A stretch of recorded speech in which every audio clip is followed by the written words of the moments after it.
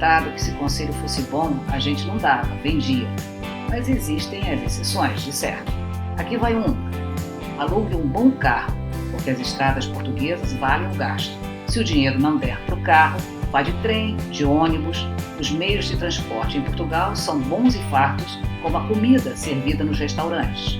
Na estrada do Porto a Lisboa, ou de Lisboa ao Porto, tanto faz, vá parando nas cidades, tropeçando em palácios e castelos. Assim foi parar no castelo medieval de Montemor o Velho, na vila de Montemor, distrito de Coimbra. A fortificação fica no alto, como convém a uma fortificação, a 56 metros do nível do mar.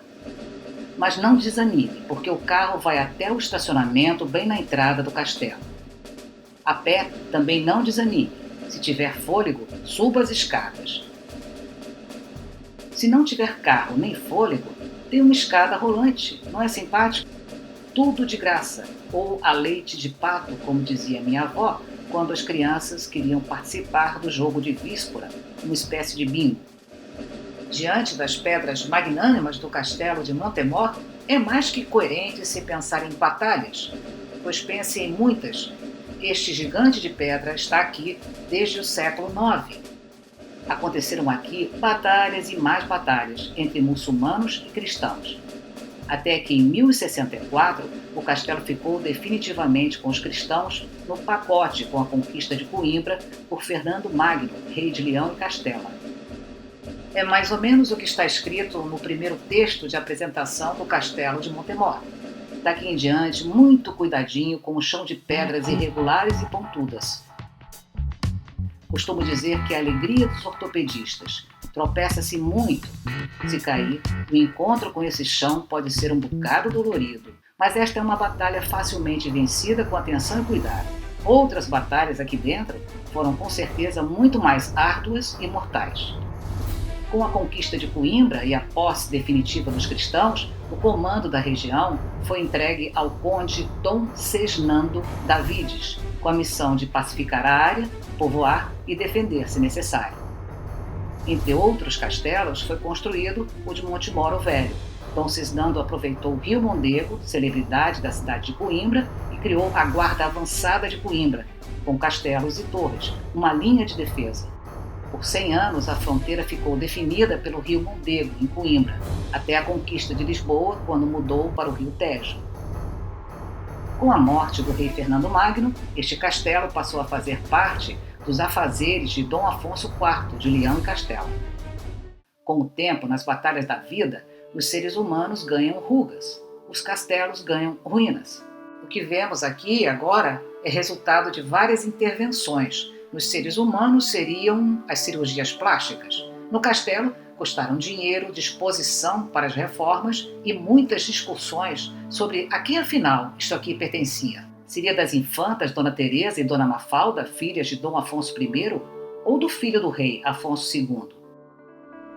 Quem decidiu a pendenga foi o Papa Inocêncio III. Ele bateu o martelo e deu a posse do castelo à Ordem dos Templários. E aqui aconteceram outras confusões históricas. Dom Sancho II brigou com Dom Sancho III por causa da insegurança do bispo Dom Tibúrcio e de alguns cônegos que se refugiaram na alcáçova do castelo. Meninos e meninas, alcáçova na arquitetura militar significa fortificação árabe. Neste caso, num castelo medieval ibérico, a palavra foi adaptada. Pesquisei. Depois foi o infante Dom Afonso que se espinhou com o pai, o rei Dom Dinis. Dom Afonso, futuro rei Afonso IV, levou a melhor e foi melhor também para o castelo, que ganhou as reformas no século XIV. Foi nessa época a construção do Barbacã. Ora lá sabia eu o que era um Barbacã. Pesquisei e passo adiante. É um muro mais baixo, antes das muralhas, aos olhos dos inimigos. Proteção contra artilharia. Hoje em dia pode-se fazer um belo e tranquilo passeio histórico na imensidão da área do castelo. Caminha-se um pouquinho e espia-se pelo vão das pedras. E eis a vila de Montemor. Anda-se mais um pouquinho e espia-se de novo. É tentador enfiar os olhos para ver além dos muros. 4 ou 5 séculos atrás, imagine o movimento das batalhas nessa área. 4 ou 5 séculos atrás, imagine até 5.000 soldados ocupando o espaço intramuros. soldados portugueses e franceses.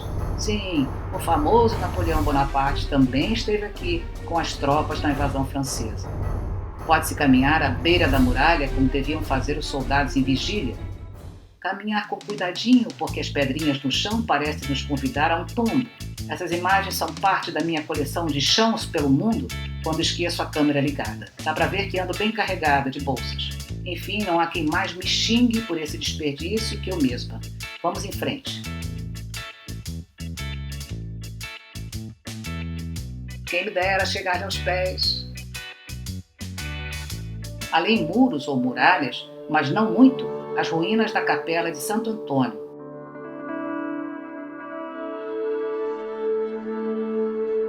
Vamos entrar em uma das torres. Curiosidade para ver o que se via lá fora, pela fresta na pedra. Apertadinho para se ver à vista. Fosse maior a abertura e isto não seria uma fortaleza, certo? Essas pessoas estão empoleiradas nas ruínas do Paço Senhorial, ou Paço das Infantas. A vista lá de cima é ótima. Os campos de arroz. Também subi para ver e gravar as imagens. Na descida... Já subi e agora tem que descer. E é um pé de cada vez, que nem a escada de Santos Dumont. São esforços de reportagem, viu? Para levar o blog. A subir, agora estou descer. Ai, deu tudo certo. A escada começa com o pé direito, como a de Santos Dumont.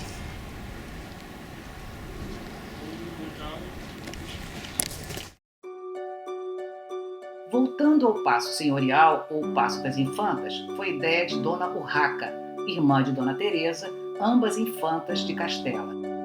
Depois o paço foi reformado pelas infantas de Dom Sancho I. Mas antes de se tornar uma ruína, o paço foi ambiente para reuniões da corte, cerimônias e atos solenes. Aqui uma pausa, porque voltamos a janeiro de 1355. Dom Afonso IV confabula com os conselheiros sobre o relacionamento marital do infante Dom Pedro, viúvo, com Dona Inês de Castro, filha de um dos mais poderosos nobres de Castela. Um dos filhos do casal podia assumir o trono. Uma questão de Estado, portanto, foi decidida aqui neste castelo, no Paço Senhorial, a execução de Inês de Castro em Coimbra. A construção moderna é a Casa de Chá, e um posto turístico para informações sobre o castelo de Montemoro Velho. Singela, muito simples, a igreja de Santa Maria da Alcáçova, do século XI. Foi construída no século XI, mas se mantém de pé graças às reformas do século XIV com toques do estilo manuelino. A entrada lateral é em estilo manuelino. Dentro da igreja, chamam logo a atenção os arcos suportados por colunas espiraladas. São diferentes das colunas gregas e romanas de outras construções antigas da Europa. A igreja tem 3 capelas, a Capela Mor, a Capela do Evangelho e a Capela da Epístola. Na Capela da Epístola há o retábulo do Sacramento e a abóbada em estilo da Renascença de Coimbra. Tudo em pedra de ançã, pedra calcária de cor clara. Os azulejos são enchaquetados, azul e branco. Pelo que entendi, são azulejos repetidos. Na Capela do Evangelho, há restos de pinturas murais do século XVIII. A imagem de Nossa Senhora do Ó, ou Virgem da Expectação, é do mestre Pero, século XIV. A Virgem do Ó é uma devoção mariana vinda da Espanha. O Ó é porque na véspera do dia da Virgem eram cantadas as antífonas maiores, versículos, iniciadas pela exclamação Ó, Nossa Senhora do Ó. A imagem do Anjo da Anunciação também é de autoria do mestre Pero, entre 1330 e 1340. Nada a ver com Pero Vaz de Caminha, gente. Como é costume em igrejas e mosteiros de Portugal, o chão tem lápides de ex-pessoas de alguma influência na comunidade. uma pia de água benta, simples e bonitinha. E a pia batismal, logo a seguir a entrada principal da igreja, estilo renascença.